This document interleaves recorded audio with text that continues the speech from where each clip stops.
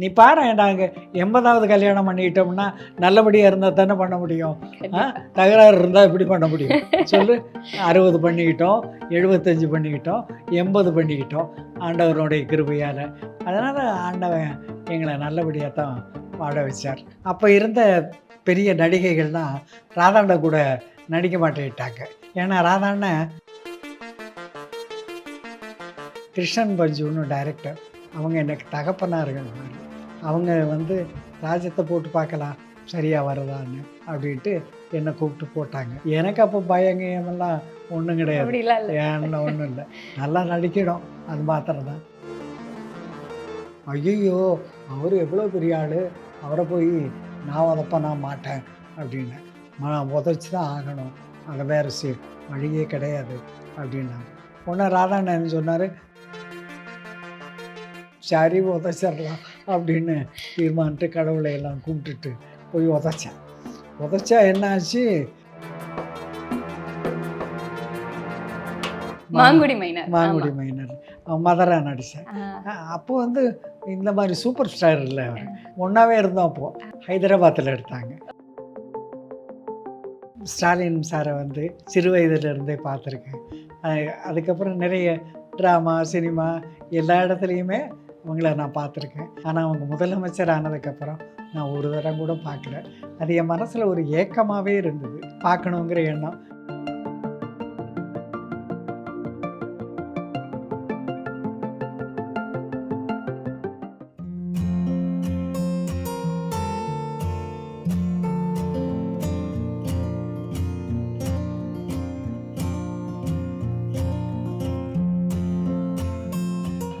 Miss wow தமிழா நேயர்களுக்கு வணக்கம்.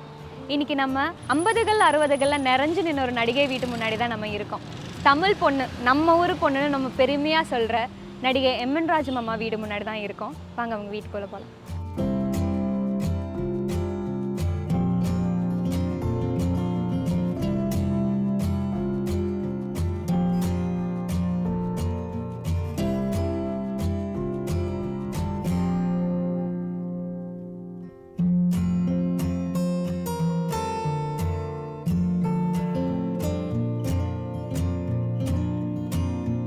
வணக்கம்மா. வணக்கங்கண்ணா. எப்படி இருக்கீங்க? நல்லா இருக்கேங்க. ஃபர்ஸ்டே பிறந்த நாள் வாழ்த்துக்கள் சொல்லி. ரொம்ப சந்தோஷம், ரொம்ப சந்தோஷம். நான் நினச்சி கூட பார்த்துருக்க மாட்டேன் உங்களெல்லாம் மீட் பண்ண முடியுங்கிறது ரொம்ப சந்தோஷம். யங்ஸ்டருங்கிற நிலையில உங்ககிட்ட நிறைய கேள்விகள் கேட்கறதுக்கு. நிறைய கேட்கக்கூடாது, இல்லை கொஞ்சமாக தாங்க. சரி, ஓகே. கொஞ்சம் எனக்கு முக்கியமான கேள்விகள்லாம் கேட்குறேன். நீங்க 7 வயசுல தான் நாடகத்துக்கு நடிக்க வந்தீங்கன்னு சொல்லியிருந்தீங்க. அங்கிருந்தே ஆரம்பிக்கலாமா?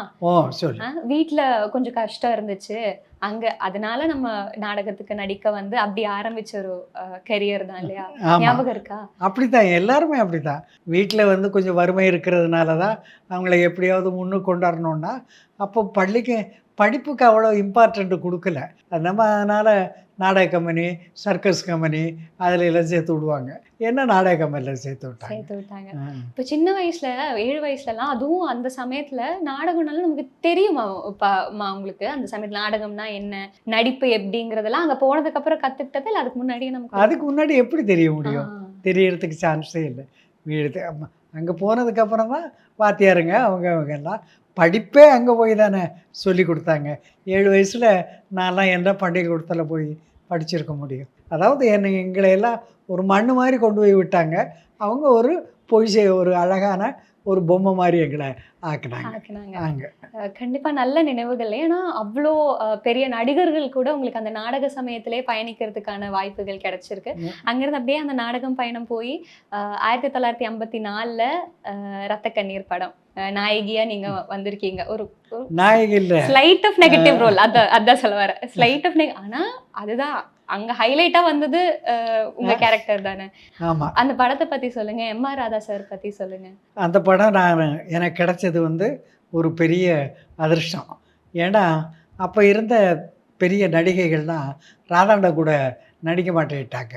ஏன்னா ராதாண்ணன் அப்போ ஒரு பெரிய அரசியல்வாதி, ட்ராமாவில் சினிமாவில் எல்லாத்துலேயுமே ரொம்ப பெரிய ஆளாக இருந்தார். அதனால் அவர் கூட எப்படி நடிக்கணும் அப்படிங்கிறது பயந்து யாருமே நடிக்க மாட்டேன்ட்டாங்க. நான் நாடக கம்பெனியில் இருந்தேன், நாடகத்துலேயும் ஆக்ட் பண்ணிக்கிட்டு இருந்தேன், சினிமாவிலையும் சின்ன சின்ன வேஷம் ஆக்ட் பண்ணிக்கிட்டு இருந்தேன்.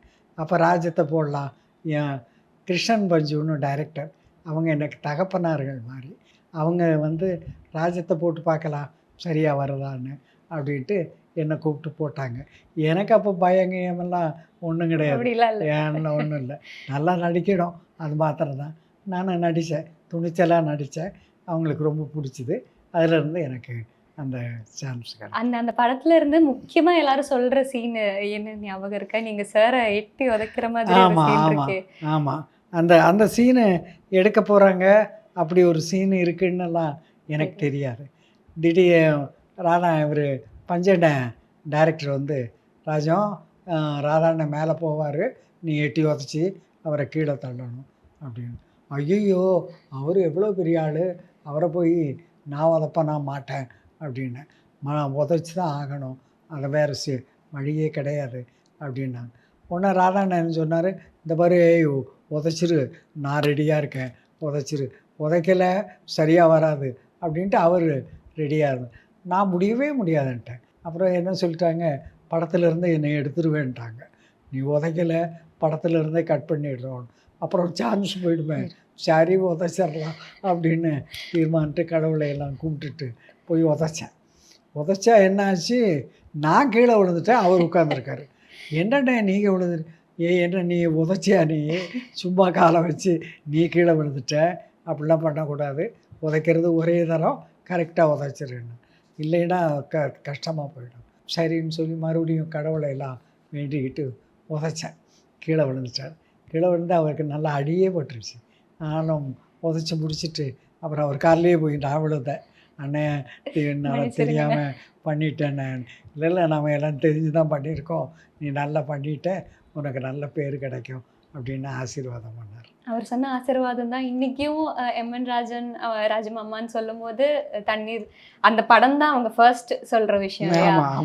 அதே மாதிரி உங்களுக்கு நிறைய ஒரு அருமையான ஒரு கரியர் இருந்திருக்கு. அதில் முக்கியமாக எல்லாருமே நம்ம ஊர் பொண்ணு, அவ்வளோ அழகாக தமிழ் பேசுகிற பொண்ணு. ஏன்னா அந்த சமயத்தில் அவ்வளோ தமிழ் பேசுகிற நடிகைகள் இருந்தது கிடையாது. அவ்வளோ தமிழ் பேசுகிற நடிகை இல்லை, தமிழ் நடிகையே நான் ஒருத்தி தான் இருந்தேன், யாருமே கிடையாது. மித்தவங்கெல்லாம் மலையாளம், கன்னடம், தெலுங்கு அப்படி தான் இருந்தாங்க. நான் ஒருத்தி தான் தமிழ் ஆர்டிஸ்ட் இருந்தேன். அதனால தான் ஒரு கலைஞர் எழுதுகிற டைலாக்கு, கண்ணதாசன் சார் எழுதுகிற டைலாக்கு, இதெல்லாம் நான் தான் பேசிக்கிட்டு இருந்தேன் அந்த காலத்தில். இப்போ நமக்கு சோஷியல் மீடியா இருக்குது, யார் யார் என்னென்ன நினைக்கிறாங்க, உங்களை பிடிச்சிருக்காங்கிறது தெரிஞ்சுக்கிறதுக்கு நிறைய வாய்ப்புகள் இருக்குது. அந்த சமயத்தில் உங்களை அவ்வளோ ரசிச்சிருக்காங்கன்னா எப்படி உங்ககிட்ட வந்து அப்ரோச் பண்ணியிருக்காங்க? உங்கள் ஃபேன்ஸ்லாம் இருந்திருப்பாங்க இல்லையா? நிச்சயமாக. இப்போ மாதிரிமா அப்போ வந்து இந்த மொபைல் கிடையாது, அப்புறம் டெலிஃபோனு எதுவுமே கிடையாது. ஸோ வெறும் இது மாத்திரம்தான், ரேடியோ இது மாத்திரம்தான் இருந்த நேரம். அதனால் எல்லாருமே இப்போ லெட்டரில் எழுதுவாங்க. எல்லா லெட்டரும் பாரு சகோதரி சகோதரி அப்படின்னு தான் வரும். ஏன்னா என்ன தமிழ் நடிகைங்கிறதுனால எல்லாரும் சகோதரியாகவே ஏற்றுக்கிட்டாங்க ரசிகர்கள்லாம். நிறைய பரிசெல்லாம் அனுப்புவாங்க. எனக்கு இந்த தீபாவளி வந்ததுன்னா, பொங்கல் வந்ததுனால என் சகோதரிக்கு அப்படின்னு சொல்லி ஒவ்வொருத்தரும் ஒவ்வொன்று அனுப்பி வச்சு ரொம்ப ரொம்ப ஆதரவு கொடுத்தாங்க. அதில் தான் நான் வந்து அங்கே நிற்க முடிஞ்சுது. அடுத்து நம்ம எம்ஜிஆர் சார் பற்றி கண்டிப்பாக பேசி ஆகணும். ஒரு இடத்துல நீங்களே சொல்லியிருப்பீங்க, அவர் உரிமையோட அண்ணான்னு கூப்பிடுறது அண்ணான்னு சொல்லியிருப்பீங்க. அவ்வளோ படங்கள் அவர் கூட நடிச்சிருக்கீங்க.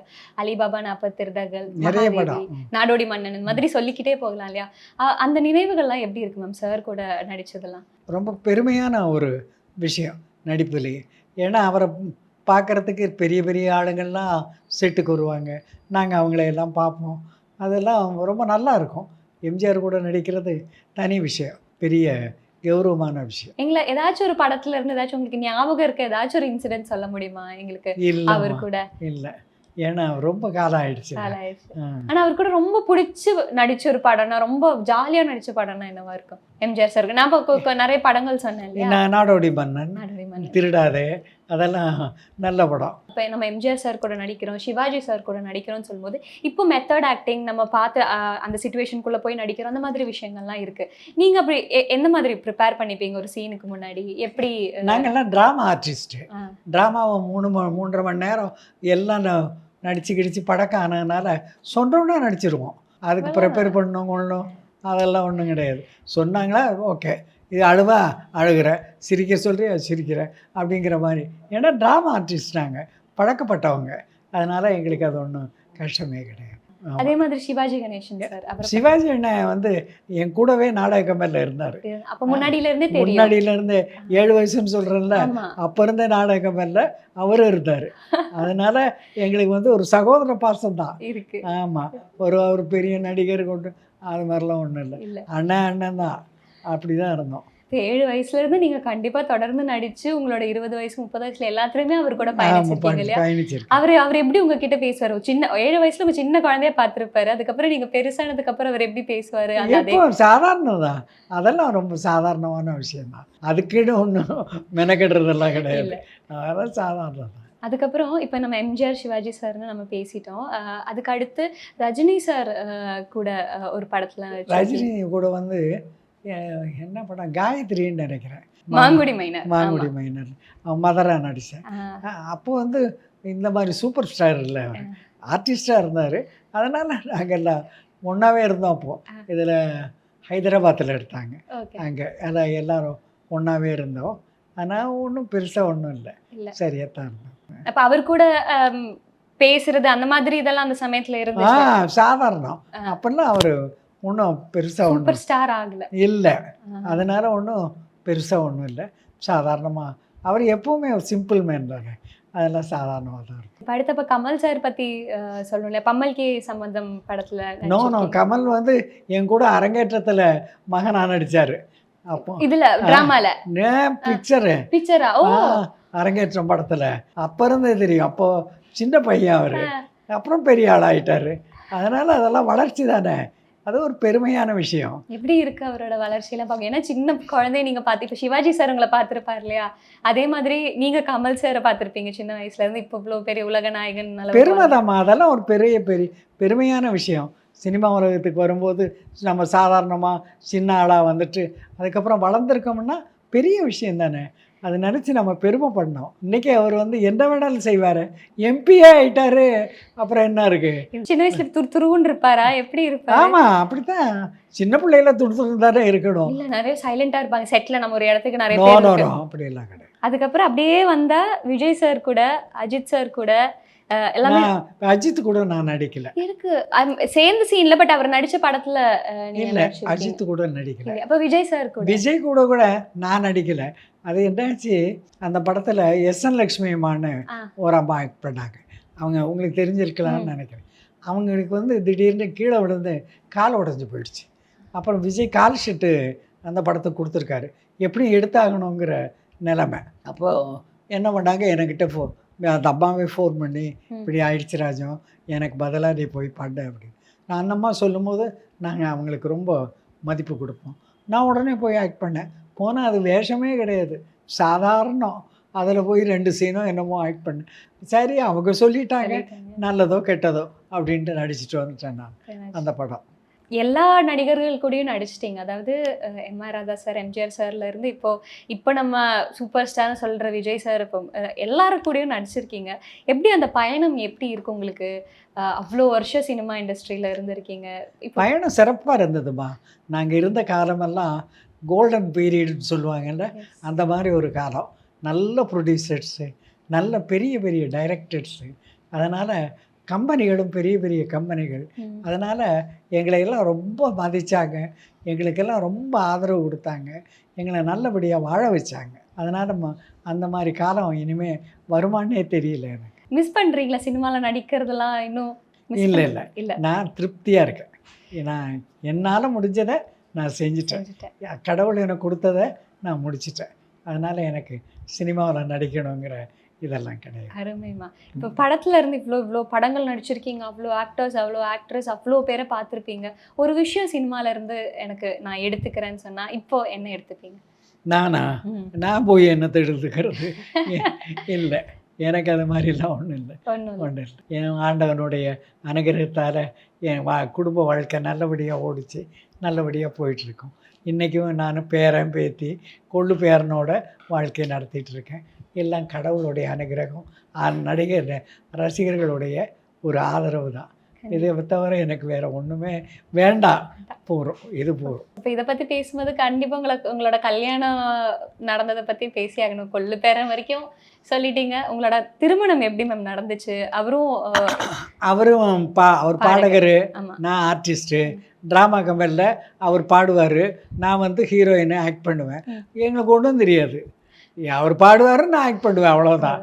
அப்படி தான் இருந்தோம். இது வந்து அரேஞ்ச்மெண்ட் மேரேஜ் தான், லவ் மேரேஜ் கிடையாது. அதனால் அதை பற்றி எல்லாம் ஒன்றுமே பெரிய விஷயம் இல்லை. ஆனால் கல்யாணத்துக்கு அப்புறம் அவ்வளோ படங்கள் நடிச்சிட்டு இருந்தீங்க, பிஸியான அவராக இருந்தாலும் அவரும் அவ்வளோ பிஸியாக இருந்திருக்காரு, நீங்களும் அவ்வளோ பிஸியாக இருந்திருக்கீங்க. உங்களோட திருமண வாழ்க்கை எப்படி இருந்திருக்கு? நீ பாரு, நாங்கள் 80வது கல்யாணம் பண்ணிக்கிட்டோம்னா நல்லபடியாக இருந்தால் தானே பண்ண முடியும். தகராறு இருந்தால் எப்படி பண்ண முடியும் சொல்லு? 60 பண்ணிக்கிட்டோம், 75 பண்ணிக்கிட்டோம், 80 பண்ணிக்கிட்டோம் ஆண்டவனுடைய கிருபையால். அதனால் ஆண்டவன் எங்களை நல்லபடியாக தான் வாழ வச்சார். அவர் ஒரு பாடகர். உங்களுக்காக வீட்டில் அவர் என்ன மாதிரி பாட்டு பாடி, ஏதாச்சும் ஒரு பாட்டு பாடி கொடுத்துருக்காரா? நீங்கள் கேட்டு ஏதாச்சும் ஒரு பாட்டு அந்த மாதிரி? அது மாதிரிலாம் ஒன்றும் கிடையாது. வீட்டில் சினிமா சம்மந்தமோ நாடக சம்மந்தமோ இருக்காது. இது குடும்பம். வெளியே அது தனியாக தொழிலுக்கு போகும்போது தான் அது இதெல்லாம். அதனால் அதை பற்றி இதுக்கு ஒன்றுமே கிடையாது. சார் எல்லா பாட்டுமே அவர் கொடுக்குற பாட்டெல்லாம் நல்லாவே பண்ணுவார். காமெடி பாட்டாக இருந்தாலும் சரி, சீரியஸான எல்லா பாட்டையுமே நல்லா பண்ணு. எங்கே இருந்தாலும் வாழ்கைங்கிறது பயங்கர ஹிட் சாங்கு, அது பண்ணார். அங்கமுத்து தங்கமுத்துன்னு ஒரு பாட்டு, அது காமெடி பாட்டு, அதையும் நல்ல அது மாதிரி காமெடி பாட்டு, இந்த பாட்டு, இந்த மாதிரி பாட்டெல்லாம் கூட நல்லா இது பண்ணுவார். ஜெயலலிதாவை சந்தியா வந்து எனக்கு வந்து அம்மாவை நிறைய படத்தில் நடித்தாங்க. அப்போ இவங்க வந்து சின்ன பொண்ணு, சர்ச் பார்க்கில் படிச்சுட்டு இருந்தாங்க. அப்போ கூட்டிகிட்டு வருவாங்க. அப்போ இருந்தே பார்த்துருக்கேன் நான் ஜெயலலிதா அம்மா. இப்போ பிறந்தநாள் வந்திருக்கு உங்களோட, நீங்கள் ஒரு ஆசை சொல்லியிருக்கீங்க, முதலமைச்சர் சார் வந்து பார்க்கணும்னு சொல்லிட்டு ஸ்டாலின் சார் வந்து பார்த்துருக்காரு. எப்படி நம்ம ஒரு விஷயம் சொல்லிட்டோம், சார் வந்து பார்த்துருக்காருங்கும் போது அவ்வளோ சந்தோஷமாக பேசுனதை பார்த்தோம். எப்படி இருக்கு உங்களுக்கு? ரொம்ப சந்தோஷம், ரொம்ப பெருமையாக இருந்தது. நான் வந்து ஸ்டாலின் சாரை வந்து, அதாவது இப்போ இருக்க சிஎம் அவர்களை வந்து சிறு வயதிலிருந்தே பார்த்துருக்கேன். அதுக்கப்புறம் நிறைய ட்ராமா, சினிமா எல்லா இடத்துலையுமே அவங்கள நான் பார்த்துருக்கேன். ஆனால் அவங்க முதலமைச்சர் ஆனதுக்கப்புறம் நான் ஒரு தரம் கூட பார்க்கல. அது என் மனசில் ஒரு ஏக்கமாகவே இருந்தது, பார்க்கணுங்கிற எண்ணம். எனக்கு வயசும் ஆயிடுச்சு, எவ்வளோ பார்க்க முடியாமல் போயிடுமோ அப்படிங்கிற ஒரு எண்ணமும் தோணுச்சு. அதனால தான் தினத்தந்தி பேப்பரில் இப்போ நான் சொன்னேன், இந்த மாதிரி முதலமைச்சர் அவர்களை நான் பார்க்கணும், அதுதான் என் ஆசைன்னு. அது படித்து அவர் உடனே வந்து என்னை பார்த்தது நினைக்க முடியாத ஒரு பெரிய ஆச்சரியமான விஷயம், பெருமைப்பட வேண்டிய விஷயம். நான் என்னன்னைக்கும் அதை நினச்சி சந்தோஷப்படுறேன், பெருமைப்படுறேன். கண்டிப்பாக. அதை பற்றி நம்ம இப்போ கலைஞர் சார் பற்றியே இப்போ நீங்கள் பேசி ஆகணும். இப்போ பையன் கூட அப்பா கூட நீங்கள் ட்ராவல் பண்ணியிருக்கீங்க, அவர் எழுதின படத்தில் நடிச்சிருக்கீங்க. கலைஞர் சார் பற்றி சொல்கிறீங்களா? அது பெரிய இமயமலை, அதை பற்றி நான் எப்படி பேச முடியும்? பெரிய இமயமலை. அவருடைய டைலாக்கு, முதல் டைலாக்கை நீ பாடம் பண்ணி எடுத்தீங்கன்னா கம்ப்ளீட்டாக கடைசி வரைக்கும் கடன்னு பேசிடலாம். அந்த மாதிரி எழுதுவார் அவர். அது நடுவில் அப்படி இப்படின்லாம் இருக்காது. என்ன எடுத்துக்கிட்டாரோ அதை கடன்னு தமிழுக்கு உயிர் கொடுத்தவர் கலைஞர். அதனால் அவரை பற்றி நான் பேசுகிறதுக்கு பெரிய விஷயம் ஒன்றும் இல்லை. சினிமா எவ்வளவோ வளர்ந்துருச்சு, எவ்வளவோ மாறிடுச்சு, நிறைய டெக்னாலஜி வளர்ந்துருச்சு. இப்போ இருக்கிற கண்டிப்பாக நடிகைகள் நடிகர்கள்லாம் நீங்கள் பார்த்துருப்பீங்க. உங்களுக்கு யாரை பிடிக்கும்? அவங்க கிட்டலாம் உங்களுக்கு என்ன சொல்லணும்னு இருக்குது? யாரை பிடிக்கும்னு நம்ம சொல்ல முடியாதுமா. ஏன்னா ஒவ்வொரு படத்தில் ஒவ்வொருத்தர் சிறப்பாக நடிக்கிறாங்க. அதனால் அந்தந்த படத்தில் நடிக்கிறவங்கள நல்லா இருக்குன்னு தான் நாம் சொல்கிறோம். அது இல்லாமல் நான் இப்போ சினிமாவே பார்க்கலம்மா, ரொம்ப நாள் ஆயிடுச்சு. டெக்னிக்கல் சைடு நிறைய வளர்ந்துருக்கு, அது பெருமைப்பட வேண்டிய விஷயம். அதனால் அதே மாதிரி ஆர்டிஸ்ட்டும் வளரணும், நிறைய வரணும், அதுதான் என்னுடைய ஆசை. ரொம்ப நன்றிமா, எங்களுக்கு சமயம் கொடுத்து இவ்வளோ நேரம் பேசுனதுக்கு எனக்கு ரொம்ப சந்தோஷமா இருக்கு. ரொம்ப சந்தோஷம். நம்ம இப்போ எம்என் ராஜன் அம்மாவோட வீட்டில் தான் இருக்கோம். இவங்க தான் எம்என் ராஜன் அம்மாவோட மருமகள் விஜி. வணக்கம் மேம். வணக்கம். எப்படி இருக்கீங்க? நல்லா இருக்கேன். சூப்பரா இருக்கீங்களா? நேத்து பரபரப்பா இருந்துச்சுன்னு இப்பதான் சொன்னீங்க. ஸோ அதான் எப்படி இருந்துச்சு? ஸ்டாலின் சார் வந்திருக்காரு மேம், அம்மா சொன்னது கேட்டு அப்பவே வந்தாரு. Yes, that was such a ஒரு overwhelming, I don't know how to explain, such a beautiful feeling. ஏன்னா சொன்ன next day he was here, so that shows, you know, எங்களுக்கே ஒரு சர்ப்ரைஸ். அது நினைச்சு கூட பார்க்க முடியல. we thought first it was a joke, Then when people the police cops the van அதெல்லாம் வந்தோடனே oh okay he's really coming அப்படின்னா it sank into us and we felt so nice to see both husband and wife ரெண்டு பேரும் வந்தது ரொம்ப சந்தோஷம். எப்பவுமே அவர் மட்டும் தனியா வருவாரு, வைஃபோட வந்தது எனக்கு ரொம்ப மகிழ்ச்சி. and she was looking so nice. First time we were one to one பேசும்போது like very homely. It was so nice. It was like a family get together. It was not anything other than that. So we really enjoyed it. இப்போ அம்மா கிட்ட Stalin sir வந்து என்ன பேசுறாரு? ஏன்னா சின்ன வயசுல இருந்தே அம்மாக்கு தெரியும்னு சொன்னாங்க. அவங்க என்ன அதான் எப்பவுமே உன்னை வந்து சாதாரணமா தான் பார்த்திருக்கேன் as a growing boy, அப்புறம் as a man, as an actor. But நான் உன்னை சிஎம் பார்த்ததே இல்லை, ஸோ அதுதான் என்னோட ஆசை அப்படின்னு சொல்லணுன்னு I think that had struck a chord in him. So அவர் உடனே கிளம்பி வந்தாருன்னு தான் எனக்கு தோணுது. உங்களுக்கு எப்படி இருந்துச்சு? அது பரபரப்பா வீடு என்ன மாதிரி நிலைமையில இருந்துச்சு? ஓ மை காட், நேத்து பார்க்கணும் இந்த சைடு இபி காரங்க, ஒரு சைடு கார்பரேஷன் காரங்க, they are cleaning. It's very nice. EB they checked everything, all the bulbs அது எல்லாம் கரெக்டா இருக்காங்க. It was so nice to see that. Beautiful. So felt really good. Felt so important and the reach was so good. எங்க இருந்தோம்லாம் எங்களுக்கு phone வருது, யூஎஸ்ல இருந்து கனடால இருந்தெல்லாம், oh my god you all met the CM, நீங்க க்ளோஸா அப்படி இப்படிலாம்.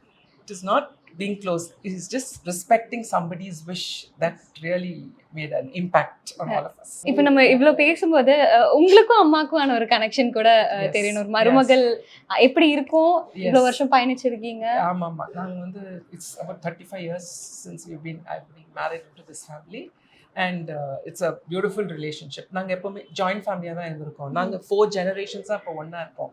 It's her, அவங்க சன், என்னோட சன், அவருக்கு ஒரு சன். So நாங்க 4 generations we are living together. So அதுவே I think it speaks. I don't even have to tell anything. But நிறைய கற்றுக்கிட்டேன் அவங்க கையிலேருந்து. The way they behave, even though they are from the film field, the husband and wife anunyam, all that is something to learn from. It made me realize like how I should be with my husband. So that was a big lesson. The way, and she was very much அவங்க ரொம்ப family oriented. அவங்க உலகமே அவங்க husband, son, daughter, that was her world. Apart, I mean, movie okay, but வீட்டுக்கு வந்துட்டா இதுதான் உலகம் அவங்களுக்கு. So that's how we all thought of. So அப்படிதான் நாங்க எல்லாம் வாழ்ந்தோம். Okay, super sir. ரொம்ப நன்றி மேம். பிஸி பரபரப்பா ஓடிட்டு இருக்கிற சமயத்துல கொஞ்சம் நேரம் கொடுத்ததுக்கு ரொம்ப நன்றி. Thank you. Thank you so much.